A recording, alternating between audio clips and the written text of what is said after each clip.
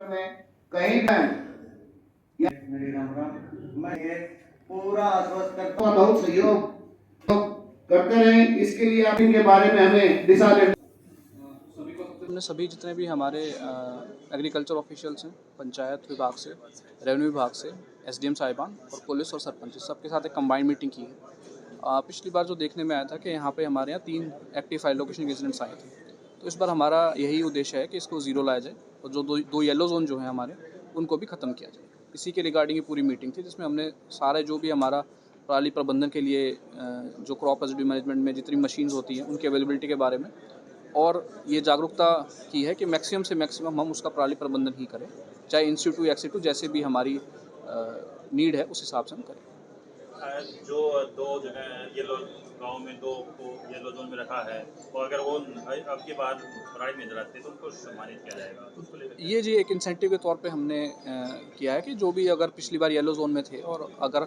वो पूरे हमारे जो सरकार के दिशा निर्देशों की पालना करते हैं तो ज़रूर हम उन्हें 26 जनवरी पे सम्मानित करने का कार्य करेंगे। जो पराली जलेगी उसको कैसे मॉनिटरिंग किया जाएगा?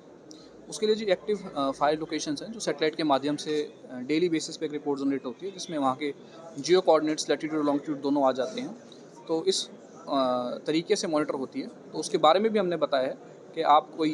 ये नहीं है कि किसी की भी कोई ऐसा इंसिडेंट होगा तो वो नज़र नहीं आएगा, वो सभी को नज़र आएगा और फिर उस पर जो भी हमारा ड्यू प्रोसेस है कार्रवाई का फिर वो किया जाएगा। किसानों को प्रोत्साहन करके पराली ना जलाने के लिए मोटिवेट करने के लिए क्या किया जाए? इसमें हम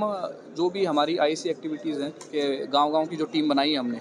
उनको भी हम ये कह रहे हैं कि भाई आप पराली ना जलाएं और फिर भी कोई जो बहुत अच्छा काम कर रहे हैं तो उनके लिए भी कोई अगर डेवलपमेंटल वो अपना काम करवाना चाह रहे हैं तो उसमें भी हम उन्हें प्रायोरिटी ज़रूर देंगे। गाँव में ब्लैक मार्क को लेकर किस तरह से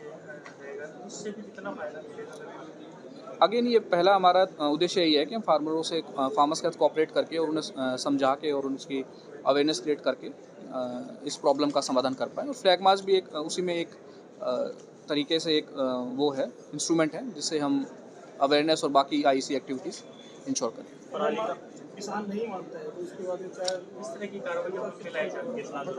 नहीं, उसके लिए जो भी हमारा जुर्माना है और उसके बाद एफआईआर का प्रावधान भी है वो, बट हम चाहते हैं कि वहाँ तक ना पहुँचा जाए, उससे पहले ही हम आईसी एक्टिविटीज़ और अवेयरनेस के माध्यम से ही जो हमारी समस्या है रिजॉल्व कर लें। किसानों से क्या अपील करते हैं बात करने वाले जिले में?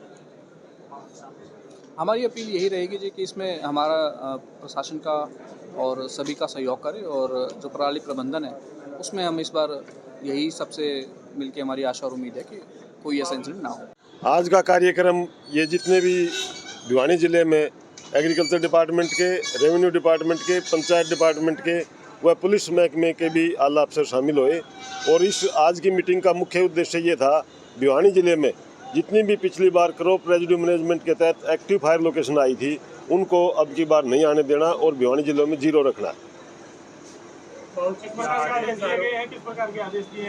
इस मीटिंग में आदेश के साथ साथ किसानों को भी, सरपंचों को भी जागरूक किया गया है। इस मीटिंग का मुख्य उद्देश्य आपस में कोऑर्डिनेशन था। जो गांव स्तर के ऊपर नोडल अफसर लगाए गए हैं, उसके ऊपर कुछ गांव में फ्लाइंग स्क्वाड टीम भी बनाई गई हैं, उसके ऊपर सुपरवाइजर अफसर भी बनाए गए हैं, ताकि उनका अब ये कटाई के सीजन अब पीक पे है, उस समय सबका लाइजन हो जाए और सभी मिलजुल के काम करें। किस तरह की कार्रवाई की जाएगी डिपार्टमेंट द्वारा? पहले तो किसान भाइयों को समझाया जा रहा है, जो भी किसान भाई एक्स सीटू इन सीटू करेगा उसको पर एकड़ 1200 रुपये सरकार द्वारा दिए जाएंगे और उसकी जो भी पराली प्रबंध के लिए इम्प्लीमेंट्स होंगे सभी उनको उपलब्ध कराए जाएंगे। तीसरा, जैम को जो इंडस्ट्रीज विनोद में है उन्होंने भी इस मीटिंग में आश्वस्त कराया है जितनी भी उनके पास क्रॉप रेजिड्यू मैनेजमेंट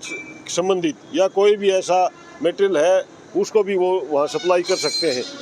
इस संबंध में सबका लाइजन के लिए आज की मीटिंग थी और उसका यही मुख्य उद्देश्य था।